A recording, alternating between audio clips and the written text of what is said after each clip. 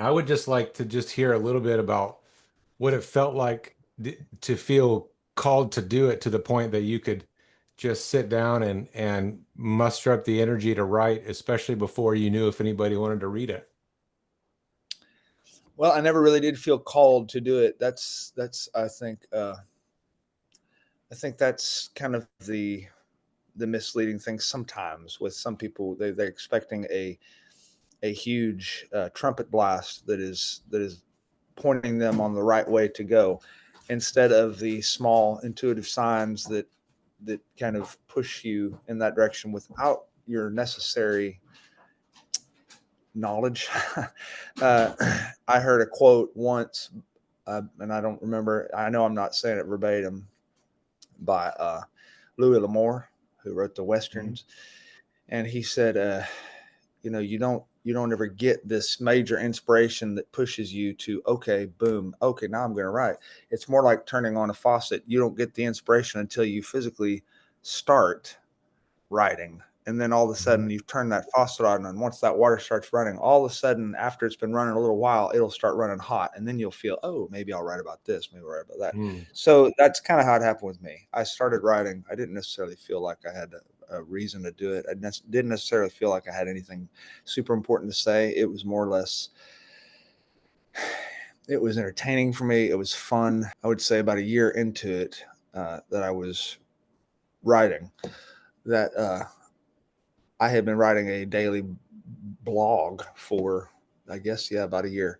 And I told a bunch of people who were out there reading my stuff, and I didn't really know how many people cared about it at all. I said, look, it's Christmas time. I'm going to print up 150 little booklets of what I've been doing, and I'm just going to give them away at Christmas time. If you want, if anything I've said has any, if you care about it, first of all, God help you. And second of all, I'm going to send it to you for free. So I printed them up. I think it was about, I still got them. I think they were like 110 pages or something, pretty small. And within about 5 minutes of putting that out there, they were all spoken for. My wife's PayPal information for eBay, like buying stuff on eBay. And they had bought and paid for, lots of, all the people, I don't even know who they are, had paid for all these little booklets, and they paid well above and beyond what they were worth. And Wow. by the end of that little bit of time, I had a lot of money for these little things. So I did what I felt right, which was just to put all that money back into printing more booklets and giving more away. So we just gave that much more away. So for that Christmas, we ended up giving away a bunch of these stupid things, and I at that moment it hit me. um, it is sort of true. You sort of do just walk and the net will appear, or jump and the net will appear.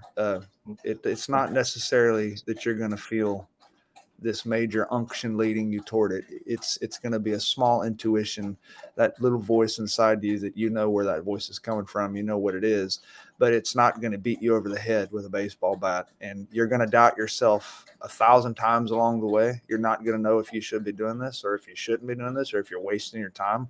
And many days you're going to be certain that you're wasting your time and all that. But your job is not to examine or question what it is that you're doing. It's just to do it.